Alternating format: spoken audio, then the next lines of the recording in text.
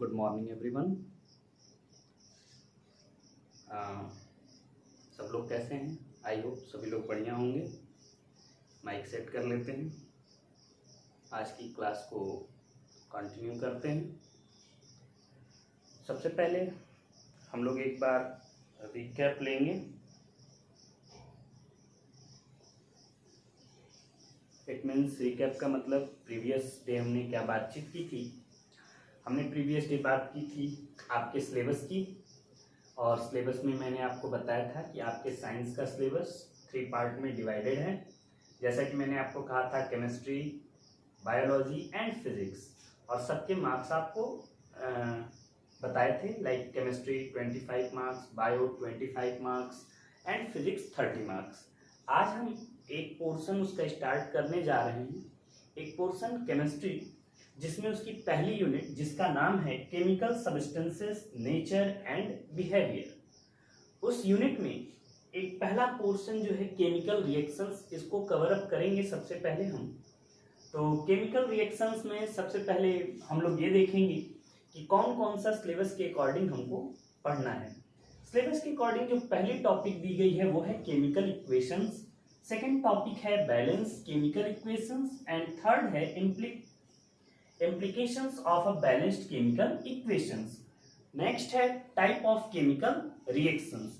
Further ये type of chemical reactions divided है like combination reaction, decomposition reaction, displacement reaction and double displacement reaction. After that we will discuss about precipitations, and after precipitation we will discuss about endothermic and exothermic reactions। Now last topic is your oxidation and reduction। तो प्यारे बच्चों, सबसे पहले ये जो topic मैंने आपको यहाँ डिस्क्राइब किया, इनसे पहले हम कुछ बेसिक चीजें बोर्ड पे सीखेंगे, जैसे कि एटम्स क्या होते हैं, उनका जनरल इलेक्ट्रॉनिक कॉन्फ़िगरेशन कैसे होता है, थोड़ी बहुत हल्की फुल्की चीजें जो आपने 9th में पढ़ी है। कैटायन क्या होते हैं, एनायन क्या होते हैं, उन्हें जब हम जान लेंगे तब हम इस टॉपिक को पढ़ेंगे, जिससे हमारे लिए थोड़ा सा इजी हो जाए। 9th की जो चीज़ें आपको भूली होंगी वो रिकैप हो जाए। जैसे आप देखेंगे कि कुछ होते हैं जो सिंगल आयन चार्ज वाले कैटायन्स होते हैं, इसी तरह एनायन भी सिंगली चार्ज होते हैं। कुछ डबल कैटायन डबल चार्ज कैटायन्स होते हैं, कुछ डबल चार्ज एनायन्स होते हैं, इसी तरह पॉलीएटॉमिक कैटायन और एनायंस होते हैं। ये सारी चीजें हम थोड़ा थोड़ा आपको डिस्क्राइब करते चलेंगे, और अगर आपको इसके बारे में देखना होगा तो एक अलग से हम वीडियो बना देंगे, जिसको आप जाके देख लेंगे, वहाँ कैटायन्स के बारे में आप समझ लेंगे। वैसे कैटायन के बारे में उस वीडियो में जाने की जरूरत नहीं पड़ेगी, अगर आपको चीजें यहीं समझ में आ जाएंगी। तो इस टॉपिक को स्टार्ट करने से पहले इस टॉपिक्स को स्टार्ट करने से पहले मैं आपको कुछ एटम्स, कुछ एलिमेंट्स, कुछ फॉर्मूलाज बता देता हूँ, जिससे आपको इजी हो जाए, आप फेमिलियर हो जाएं। तो सबसे पहले मैं आपको, अगर आपको ये कभी नोट करने की ज़रूरत पड़े, वैसे पढ़नी नहीं चाहिए, तो आप वीडियो पॉज कर लीजिएगा, मैं साइड हो जाता हूँ, और फिर आप इसको नोट डाउन कर लीजिएगा। ओके, तो आप नोट कर लीजिए, मैं साइड हो जाता हूँ। अब मैं इसे रब कर देता हूँ।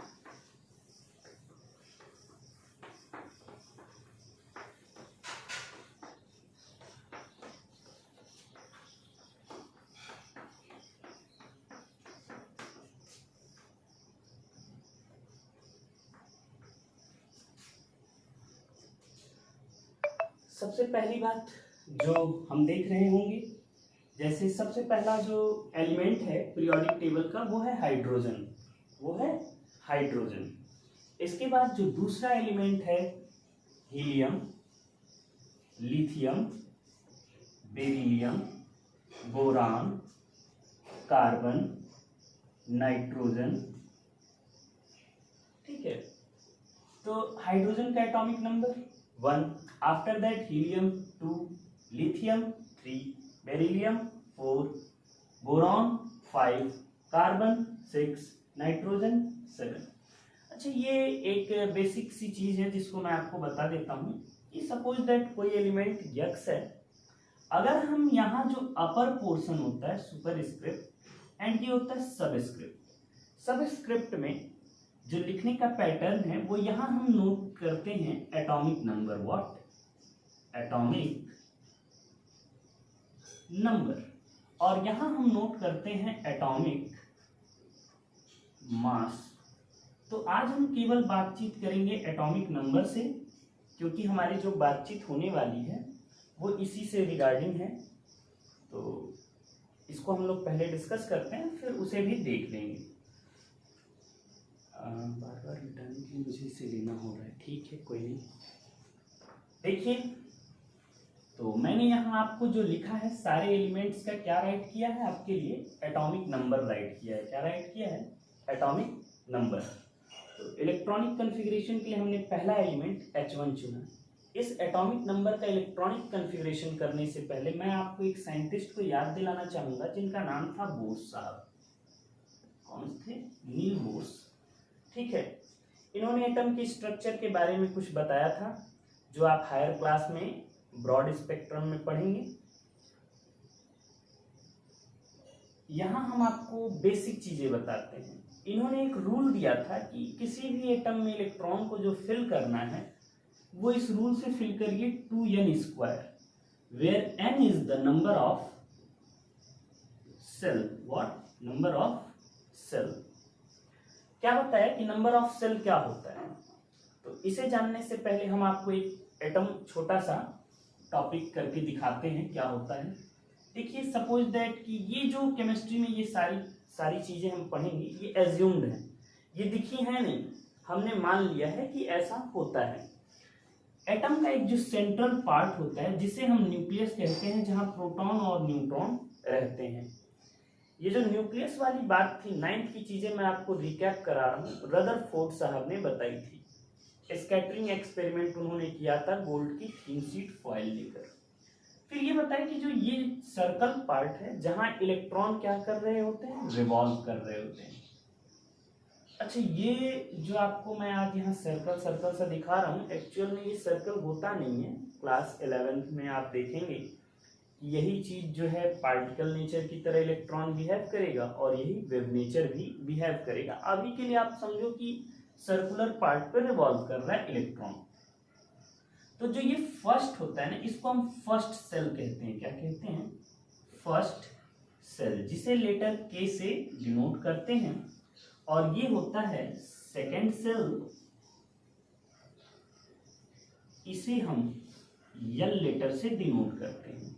इसी तरह एज सो ऑन इंक्रीज होता रहेगा। तो बात की जाए कि अगर ये फर्स्ट सेल है तो इसमें मैक्सिमम इलेक्ट्रॉन कितने होल्ड हो सकते हैं, तो यही फॉर्मूला अप्लाई करना है आपको 2n²। If n equals to 1, it means number of shell कितने हैं? 1 है। तो मैक्सिमम इलेक्ट्रॉन कितना फिल हो सकता है?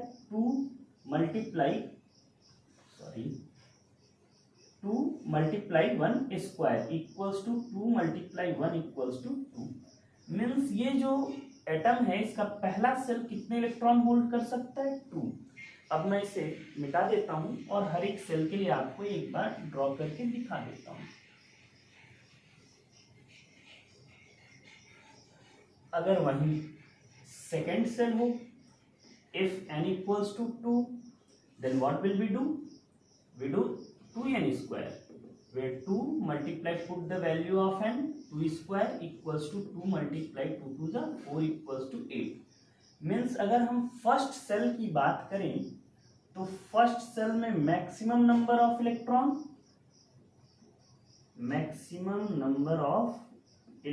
कितने हो सकते हैं? 2। और सेकेंड सेल की बात करें, ये है सेकेंड सेल, तो यहां मैक्सिमम नंबर ऑफ इलेक्ट्रॉन कितने हो सकते हैं? Maximum number of electron 8 fill हो सकते हैं। एज सो ऑन आप थर्ड सेल का कोशिश करिए निकालने की। If n equals to 3, put the formula 2n², what we got it? 2 multiply 3² equals to 2 multiply 3 3 जा 9, 9 2 जा 18, means total number of electron filled in third cell is 18. I hope all of you getting my point, what I should tell you.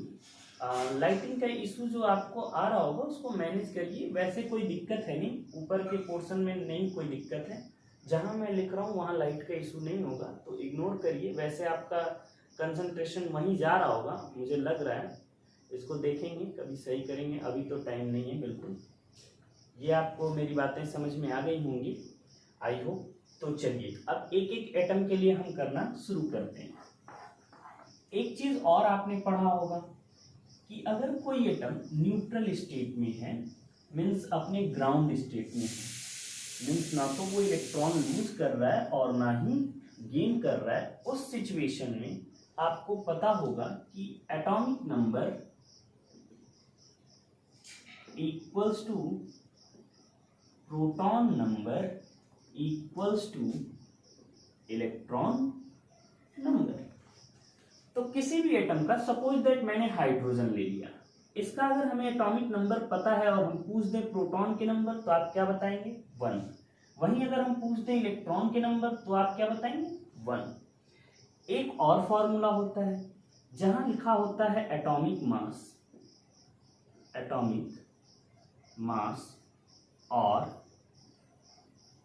Mass number equals to number of proton plus number of neutron. ये जो proton और neutron है ये atom के central part nucleus में पाए जाते हैं।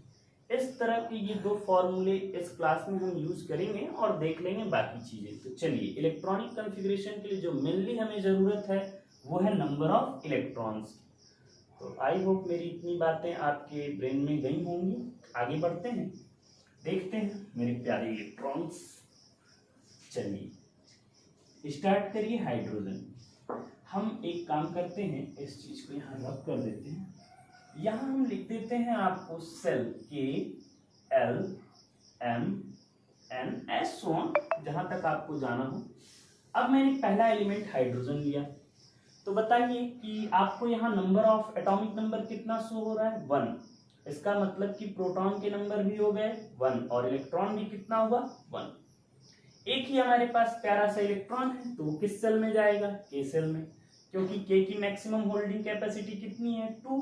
एक आया, एक यहाँ फिल हो गया। इलेक्ट्रॉनिक कॉन्फ़िगरेशन आई होप समझ में आ गया होगा आपको। इसी तरह अब हीलियम को देखते हैं। हीलियम की बात करें तो इसका एटॉमिक नंबर 2 है, तो इलेक्ट्रॉन के नंबर भी कितने हो गए 2, फर्स्ट सेल में फिल हो जाएगा। हीलियम के बाद हम अगला प्रोसीड करेंगे लिथियम पे। लिथियम का एटॉमिक नंबर 3 है, तो मेरी बातें आप ध्यान देंगे। अब यहाँ थोड़ा सा मसला है 3 का, तो जल्दबाजी में हम यहाँ 3 फिल करते हैं, ये नहीं करेंगे क्योंकि रूल कहता है कि फर्स्ट सेल में मैक्सिमम इलेक्ट्रॉन कितने हो सकते हैं 2, तो बस 2 आप फिल करो। आपके पास खाने के लिए जितने लड्डू होंगे आप उतने ही खाएंगे, उससे ज्यादा नहीं, ये भी याद रखिएगा। तो टोटल लड्डू कितने आपके पास 3, जिन्हें मैं लड्डू कह रहा हूँ वो नंबर ऑफ इलेक्ट्रॉन्स हैं। 2 आपने फिल किया, अब ये जो 1 रिमेन रह गया वो नेक्स्ट सेल में जंप कर जाएगा, मीन्स चला जाएगा। तो इतनी बातें आपको समझ में आ रही होंगी। लिथियम के बाद अगला है बेरिलियम 4, 2। यहाँ मैक्सिमम कितने इलेक्ट्रॉन फिल कर सकते हैं इस सेल में, तो यहाँ मैं शॉर्ट में लिख देता हूँ इलेक्ट्रॉन होल्डिंग कैपेसिटी। तो आई होप कितने फिल कर सकते हैं 8 तक। अभी हमने फिल ही कितना किया है 1, तो और ले आइए जो बचे हुए 2 यहाँ रखेंगे और 2 इस बकेट में रख दीजिए, मीन्स इस सेल में रख दीजिए। बातें आई होप क्लियर हो रही होंगी। बेरिलियम के बाद नेक्स्ट एलिमेंट है बोरॉन। बोरॉन का अगर करें तो 2 और 3 ऐसो ऑन आप घर पे आप प्रैक्टिस करेंगे अप टू 20 एलिमेंट्स की। कहाँ तक 20 एलिमेंट्स की। और इसके बाद की हम क्लास कल डिस्कस करेंगे आगे कि किसी भी एटम पे चार्ज कैसे आता है। ठीक है, तो थैंक्स एवरीवन।